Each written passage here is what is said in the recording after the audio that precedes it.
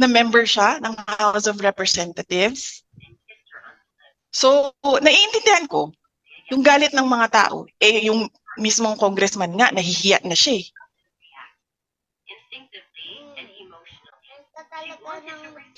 Jason. Yes, ma'am. Last question na lang po. For the upcoming 2025 elections, marami po ang mga tatakbo uli bilang mga kongresista. Ano po yung paalala po natin sa mga kababayan po natin, especially sa nangyayari ngayon, sa gitna na nangyayari sa House of Representatives? Yes, oo. Unang-una, huwag sila magpadala sa vote buying.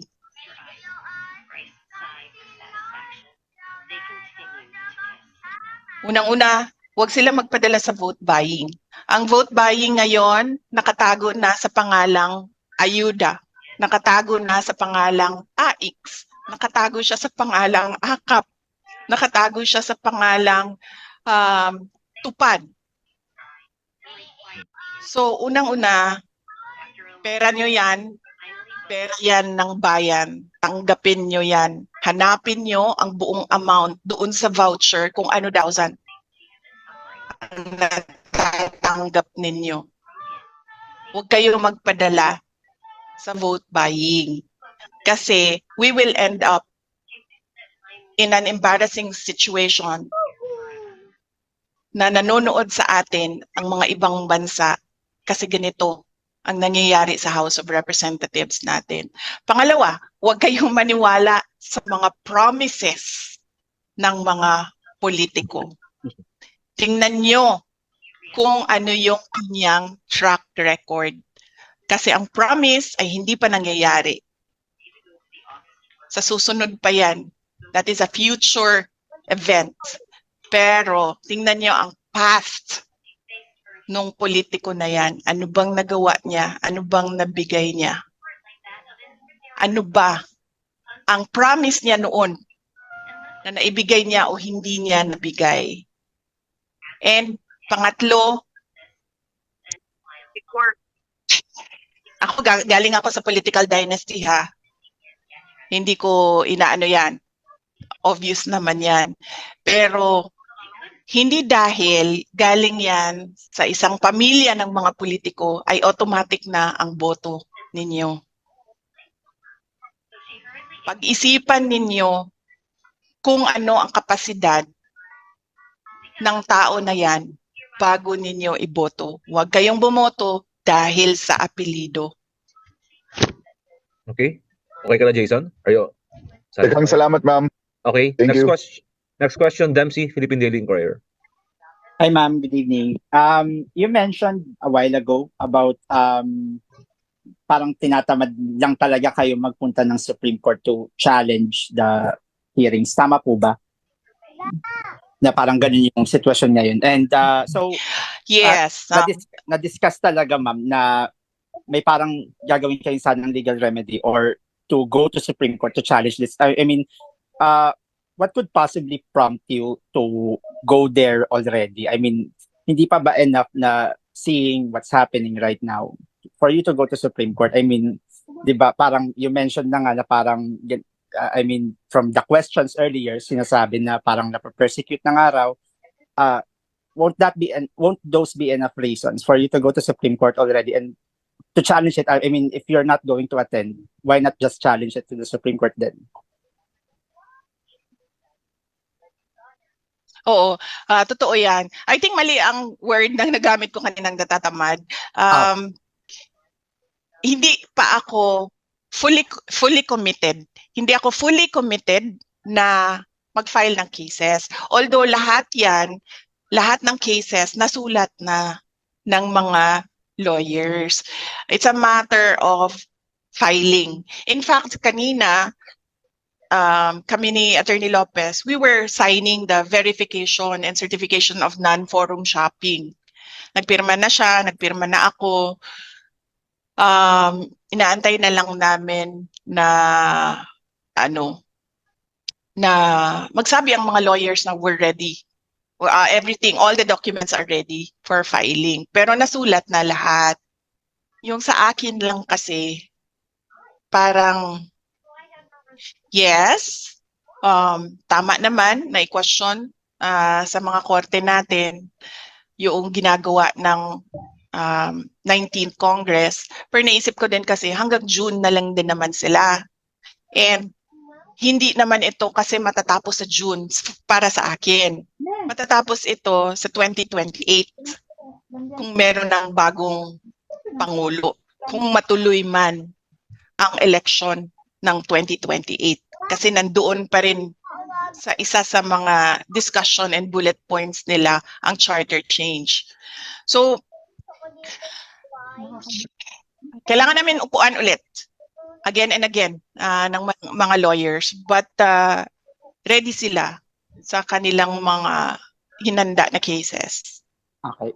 Siguro follow up. I mean, what would prompt you what would prompt you to finally attend the committee hearings? Kasi parang as mentioned nga earlier, I mean, the panel was clearly looking for you and the other officers from your office na mag-appear doon po sa committee hearings. I mean, what would prompt you? Ano yung parang magiging final straw nyo for you to finally attend and to somehow respond to the questions being raised during the previous hearings?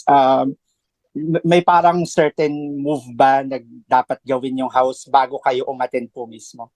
Or anything that could prompt you to finally go there?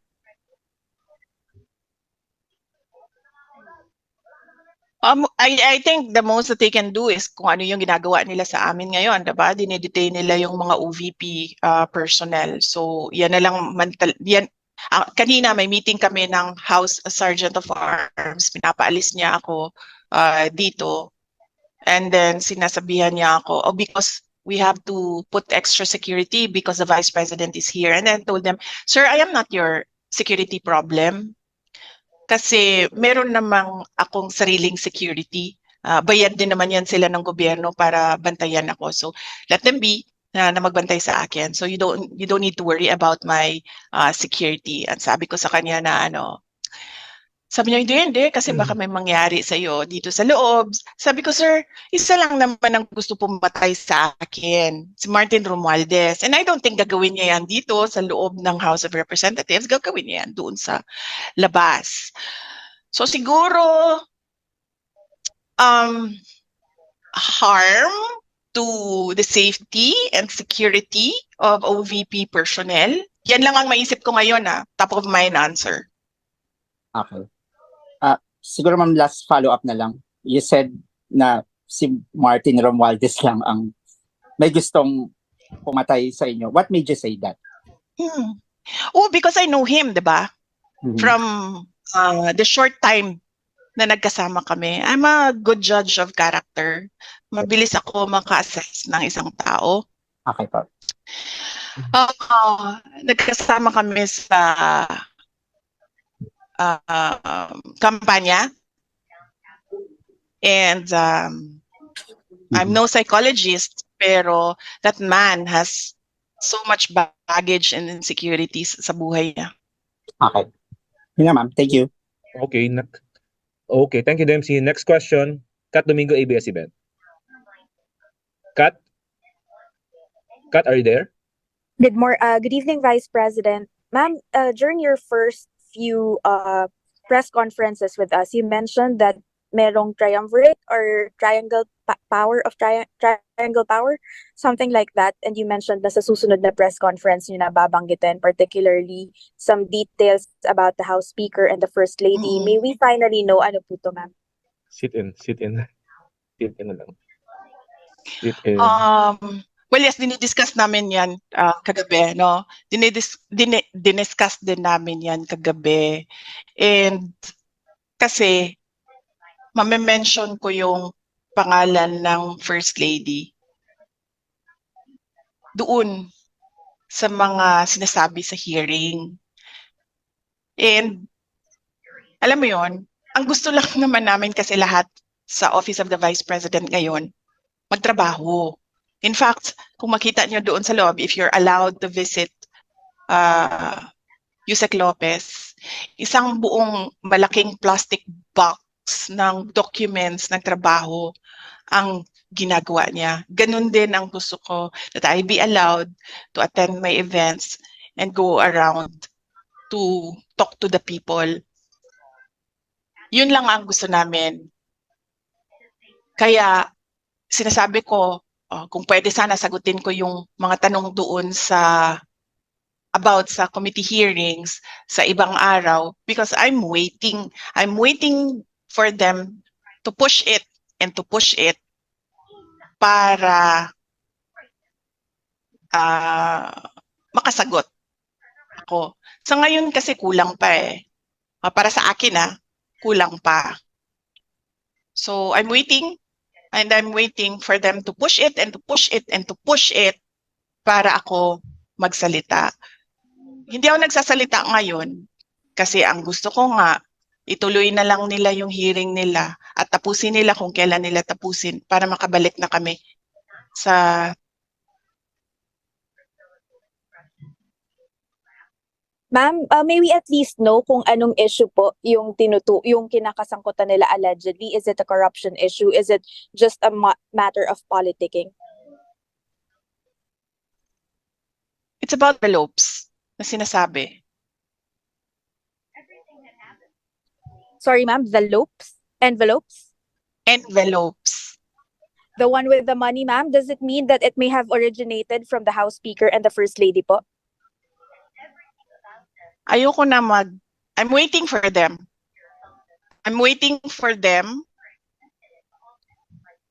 Na umabot sila doon. Ngayon kasi tinigilan nila yung envelopes eh. Hindi ko alam kung naririnig nila yung mga discussions namin. Nakikinig sila sa mga discussions namin. Tinigilan nila eh. So I'm waiting for them to push. Inaantay ko kung ano yung mga sasabihin nila para one time na lang yung sagot. Okay, ma'am, may we at least know kung sino po yung congresswoman or man na sinasabi nyo na may utang sa husband nyo ng 9 million pesos, as well as the lawmaker whose dad has been apologizing to you over his or her conduct in the hearings. Sit in interview, ma'am. Better sit in. Yeah. So, hindi ko masabi kasi hindi ako nagpaalam sa asawa ko na sasabihin ko yung pangalan. Kukunti lang naman yan sila nandiyan sa Committee on Good Governance. Hanapin nyo yung may mga kaso. Tapos, kukunti lang din yan sila dyan na may tatay na politiko. So, by process of elimination, madali nyo lang mahulaan kung sino yan. I'm sorry, sandali lang ha. Hindi si Franz lang. Exclude na natin si Franz Castro.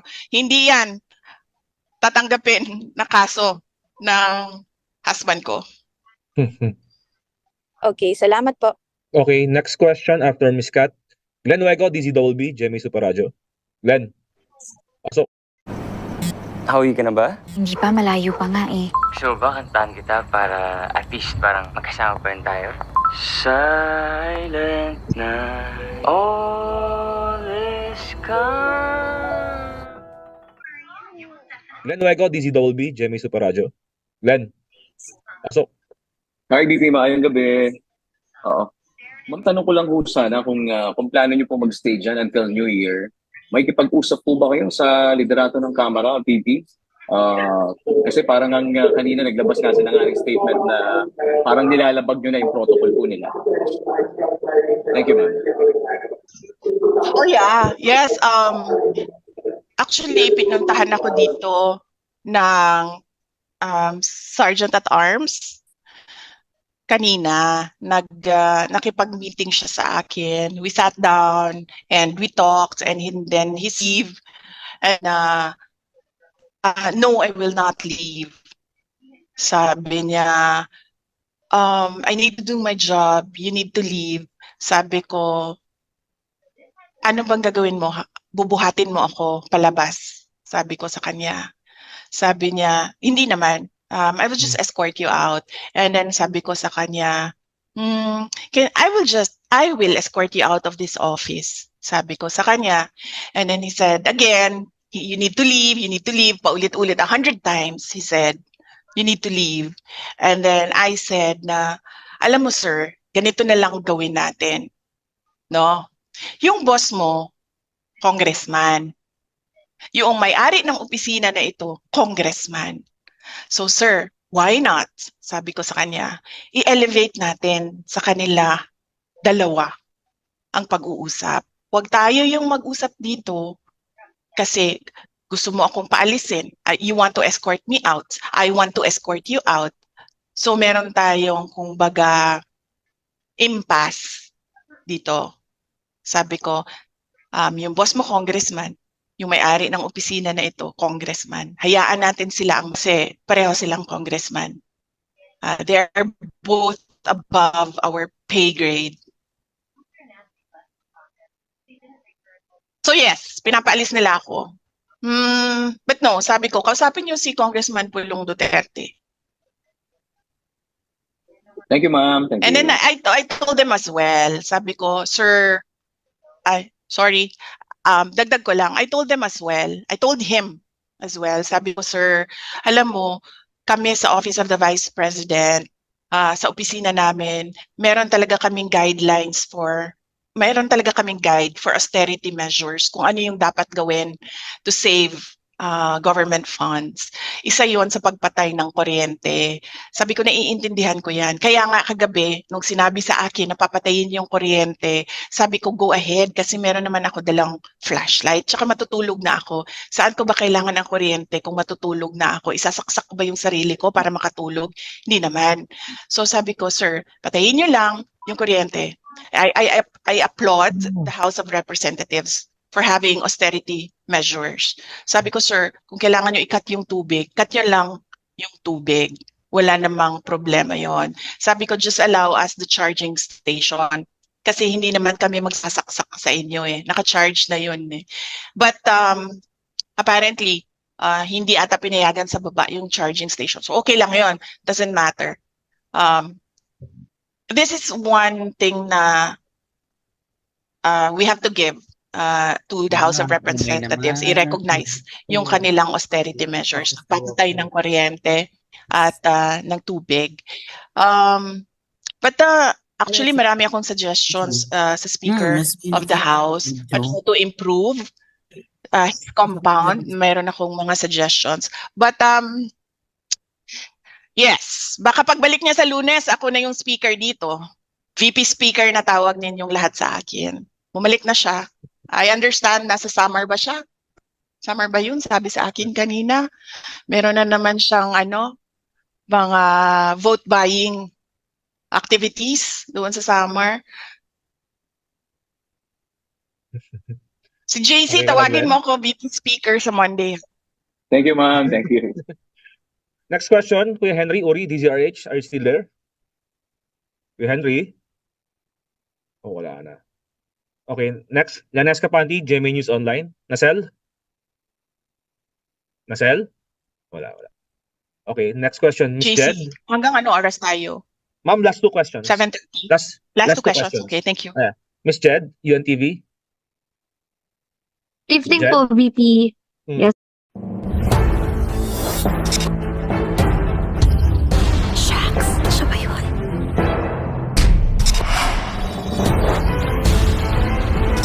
Ms. Jed, UNTV. Evening Jed? po, VP. Hmm. Yes po. Apo. VP, tanong ko lang po, what do you think would stop all these seemingly attacks against you po? Ay, hindi na, ma'am, hindi yan titigil hanggang sa 2028 election. Naiintindihan ko na yan ngayon. Noong una, hindi ko actually naintindihan. Pero noong bumisita ako kay former Senate President Manny Villar, bumisita ako sa kanya. And siya yung nagpaintindi sa akin. Sabi niya, you're number 1 in the race for presidency 2028. Sabi niya, hindi na yan titigil hanggang sa election day ng 2028. In fact, iyan yung concern ko, ma'am. Kasi I will be viable for the next 4 presidential elections. And my fear is hindi siya titigil for the next 4 presidential elections. Sige po, VP. Okay, last question. So yes, Kuya Henry, yun. Kuya Henry, Hindi nandiyan na ka pa? titigil yan, ma'am. Kuya Henry. Okay, wala, naputol. So last question is from Haji, Brigada News FM. Haji? Hi ma'am, may gabi po. All right. May gabi. Yes. Madam Vice President, you've mentioned about the AKAP, the AIX as a form of vote buying. So does it mean po ma'am na dapat po are you saying na dapat itigil na po yung pagkasasagawa po nitong tinatawag na BPSF or Bagong Pilipinas Servicio Fair, since you've mentioned na yun nga po nagpunta ng Samar si speaker for the BPSF, ma'am?